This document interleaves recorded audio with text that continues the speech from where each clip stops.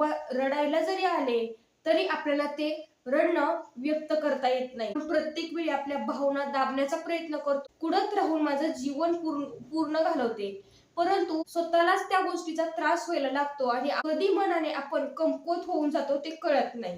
तर अशा काही 5 सवयी आपण बोलणार आहोत. आपल्याला स्ट्रॉंग होण्यासाठी आपण अशा काही 5 सवयी आपल्या स्वतःमधून काढून टाकणं ही तितकंच गरजेचं ठरतं. सोशल मीडियाच्या जगामध्ये आपण दुसऱ्याकडे पाहण्याचा प्रयत्न करतो की बाहेर काय चाललंय, किंवा बाहेर आपण जे पण काही पाहतो, आपण जे पण काही आपल्या समोर रील्स येतात, आपण जे पण काही व्हिडिओ पाहतो मोबाईल वरती, आपल्याला जे दिसतं तेच आपण खरं मानायला लागतो.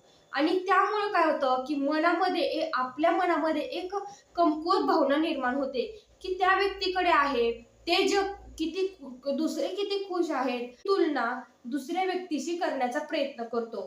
त्या व्यक्तीने एवढी खरेदी केली, मी एवढं केलेलं नाही. कारण प्रत्येकाला सवय लागलेली आहे जीवनामध्ये की जे पण काही गोष्ट घेईल ते ना सोशल मीडियावरती टाकणे.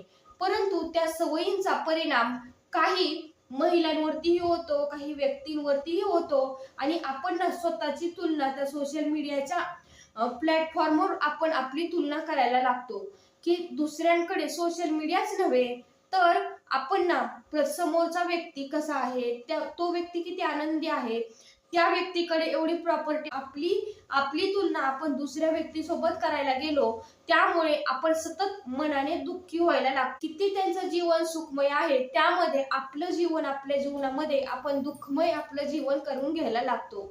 ही तुलना आपण करणं थांबवणं तितकंच गरजेचं आहे. आपण जेवायला पण वाढताना आपण प्रत्येकाला काय करतो की दुसऱ्यांना अगोदर ताटामध्ये सर्व पदार्थ वाढून देतो आणि सर्वांचं जेवायला वाढल्यानंतर आपण स्वतःला खायला घेतो. कारण जे पण काही आहे, शिळी चपाती असेल, काही राहिलेली भाजी असेल, ती खाण्याचा प्रयत्न करतो आणि स्वतःला ना आपण समजायला लागतो, जर आहे त्यात मी माझी सुख समजायला लागते आणि जे आहे त्यात माझं समाधानी आहे असं आपण जगायला लागतो. परंतु हे प्रत्येक वेळीच घडताना मी पाहिले ना, जे पण काही चांगलं आहे ते इतरांच्या ताटामध्ये देण्याचा प्रयत्न करतात, परंतु कधीच स्वतःसाठी उभं राहण्याचा प्रयत्न करत नाही. त्यामुळे अनेक वेळा आपणच दुसऱ्यांना दाखवून देतो की तुला त्याची गरजच नाहीये, तू अशीच राहू शकतेस. बघा, अनेक वेळा मी पाहिले की ज्यावेळेस पण आपण हॉटेलमध्ये जातो किंवा एखाद्या रेस्टॉरंट मध्ये गेलो की काय होतं की अनेक वेळा ना आपल्याला कोण विचारत नाही की तुला काय खायला हवंय. आपण प्रत्येक वेळी महिला काय म्हणतो, तुम्हाला जे हवंय, मुली असतील, अनेक आपल्या आजूबाजू व्यक्ती असतील, करता व्यक्ती असेल, त्यांना आपण काय म्हणतो, तुम्हाला जे ऑर्डर करायचंय ते करा. आपण आपली आवड तिथं व्यक्तही करू शकत नाही की मला ती डिश नकोय, मला तो पदार्थ आवडत नाहीये, तरी पण आपण तो खाण्याचा प्रयत्न करतो. कारण दुसऱ्या व्यक्तींना ती पदार्थ आवडतो ना, किंवा दुसऱ्या व्यक्तीची ती इच्छा आहे खाण्याची, तर खाऊ देत, मी नंतर घेईन. स्वतःलाच आपण एक कमी भावना आपल्या मनामध्ये येते.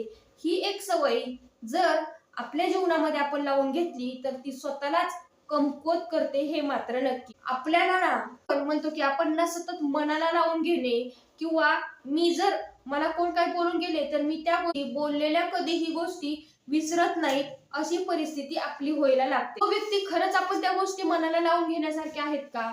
कारण आपले काही हितचिंतकही असतात की जे तुझ्या चांगल्यासाठी योग्य आहे, बाबा तू ते कर, मग ते ठीक आहे की तुला ही सवय चुकीची आहे, तू लवकर उठ, तू आरोग्याची काळजी घे. अशा काही गोष्टी असतात की जे आपले खरंच जे हितचिंतक असतात ते आपले काळजी घेण्यापोटी काही गोष्टी बोललेल्या, मुद्दामून काही बोललेले शब्द असतात, किंवा त्या गोष्टीचा आपण दिवसेंदिवस विचार करायला लागतो आणि तो व्यक्ती, समोरच्या व्यक्तीला माहिती असतं की हा व्यक्ती दिवसेंदिवस विचार करणार आहे, तर आपण एक शब्द टाकूया आणि आपण कामामध्ये मग्न होऊया. हीच त्या व्यक्तीची म्हणजे विचारसरणी असते आणि तो व्यक्ती आपल्या मुद्दामून त्रास देण्याचा प्रयत्न करतो. तर अशा मानसिकतेमध्ये आपण आपली मानसिकता कुठेतरी हे करतो आणि त्याच गोष्टीचा विचार करायला लागतो. प्रत्येक वेळी मनामध्ये तेच शब्द यायला लागतात आणि आपण कुठेतरी मनाला लावून घेण्यामुळे आपण स्वतःलाच कमी लेखायला लागतो आणि स्वतःलाच आपण एक कमीपणाची मनामध्ये भावना यायला लागते. मनाला लावून घेण्याची खूप सवयी असते, परंतु त्यामध्ये आपण सतर्कता जर ठेवली, आपल्या कोण हिताचा आहे, कोण आपले हितचिंतक आहेत, कोण आपल्याला मुद्दामून त्रास देण्याचा प्रयत्न करतायत, ह्या पण गोष्टी आपण ओळखून आपली मानसिकता राखण्यासाठी आपण प्रयत्न तितकाच करणं गरजेचं आहे. सवयीमुळे मी माझं खूप वेळ, कितीतरी दिवस, कितीतरी महिने, कितीतरी वर्ष मी ह्याच एका सवयीमुळे माझी व्यर्थ गेलेली आहे. 4 दिवसापूर्वीच दाढ दुखत होती आणि ते दात दुखत असताना ना मला ना काहीच कशातच मन लागत नव्हतं. म्हणजे स्वयंपाक करावा किंवा घरातल्या गोष्टी आवराव्या किंवा काहीच. मग मी सर्व कामांना जाग्यावर ठेवून दिली आणि ते दात दुखायल्यामुळे मी ना थोडासा आराम करण्याचा प्रयत्न केला. त्यामध्ये ना माझ्या ना घरामध्ये लक्ष नव्हतं किंवा मी स्वयंपाक बनवला नसल्यामुळे बाहेरून जेवण घरामध्ये आणलं आणि आम्ही ते जेवण केलं. परंतु ते मनामध्ये माझ्या एक खंत निर्माण झाली. हे उदाहरण तुम्हाला देण्याच्या पाठीमागे मी तुम्हाला नक्कीच मुद्दा समजून येईल की माझ्या मनामध्ये ना एक खंत आली की मी ना माझ्याच आजारपणामुळे किंवा माझ्या आजारपणामुळे मी ना माझा स्वयंपाक बनवू शकले नाही आणि बाहेरून जेवण आणून जेवावं लागलं. हे काय झालं की मी ना स्वतःलाच एक गिल्टी भावना निर्माण झाली की मी ना आज स्वयंपाक बनवू शकले नाही. मी स्वतःलाच तो दोष माझ्यावरती घेतला. परंतु असंच काही वेळा आपल्याला सतत आपण स्वतःवरती दोषारोपण करून घेतो. कुठलेही नाते आपण जोपासत असताना प्रत्येक वेळी आपण आपलीच जबाबदारी आपण त्या रिलेशन मध्ये आहे असं आपल्याला वाटायला लागतं. परंतु आपलीच जबाबदारी आहे का हे पण मनात विचारणं तितकंच गरजेचं आहे. आपण जेवढं ते नातं आपण जोपासण्याचा प्रयत्न करतो तेवढीच जबाबदारी समोरच्याही व्यक्तीची असते. पण आपण ना काही चूक झाली असेल किंवा नात्यांमध्ये काही ना काही गोष्टी आपल्या जीवनामध्ये घडत असतात.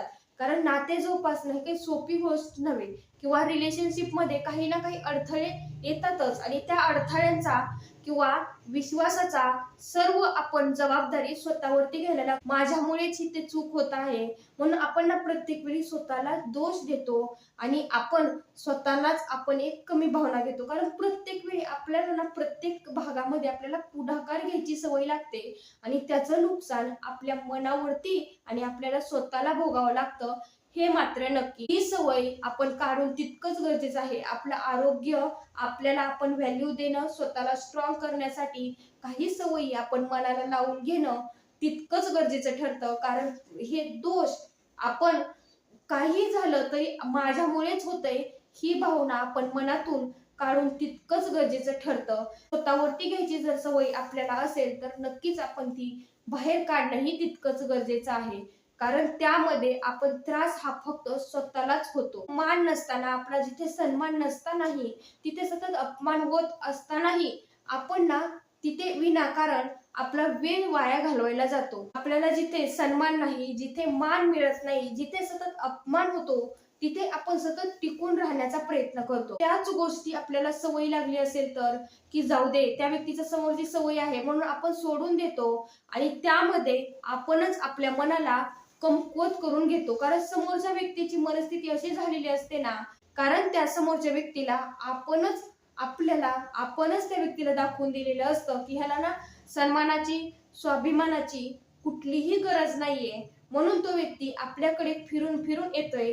म्हणून आपल्याला सर्वात महत्वाचा पॉइंट, जिथे आपल्याला मान नाही, जिथे सन्मान नाही, जिथे आपल्या स्वाभिमानाला किंमत नाही, तिथे आपण टिकून राहणं, तिथेच आपण चिटकून राहणं आणि त्याच व्यक्तीसोबत वेळ घालवणं तितकीच चुकीची गोष्ट ठरते. भावनिकरित्या स्ट्रॉंग जर करायचं असेल, आपल्याला मेंटली जर स्ट्रॉंग करायचं असेल तर ह्या काही 5 सवयी आहेत की जे हे 5 मुद्दे आहेत आणि ह्या 5 सवयी जर आपल्याला असतील तर आपण सवयी सोडणंही तितकंच गरजेचं ठरतं. कारण आपले भावनिकरित्या आपण स्ट्रॉंग होणं, स्वतःचा स्वार्थीपणा निवडणं नव्हे तर स्वतःला अवेअरनेस आणून स्वतःमध्ये आपण आपल्या स्वाभिमानासाठी आपण एक पाऊल उचलणं तितकंच गरजेचं आहे. म्हणून अनेकांच्या मनामध्ये येईल की हा एक स्वार्थीपणा आहे, परंतु हा स्वार्थीपणा नाही तर सतर्कता आहे. स्वाभिमान जोपासण्यासाठी ह्या सवयी आपल्याला कमकुवत करतात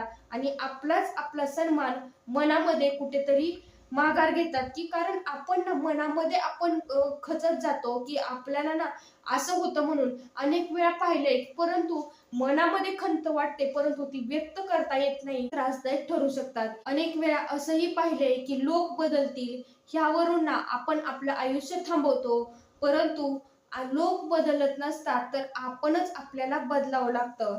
ते पण काही आपले सवयी, आपले काही नियम, आपण आपलं जीवन सवयीने आपलं जीवन बदलू शकतो हे मात्र नक्की. 5 सवयींपैकी तुम्ही कुठली सवय सोडणार आहात ते मला जरूर कमेंटमध्ये टाईप करायला विसरू नका. थँक्यू.